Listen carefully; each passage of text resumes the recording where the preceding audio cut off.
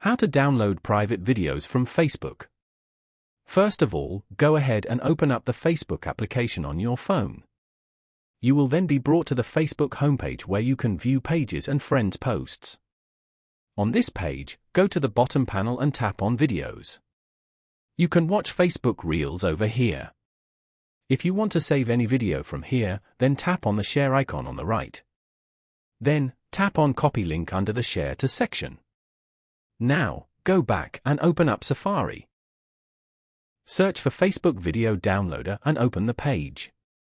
Once you're here, paste the link you just copied. Then, tap on Download beside it. Now, select the video quality that you want. Tap on Download again. The video has now successfully been downloaded to your device. Following these steps, you can easily download private videos from Facebook.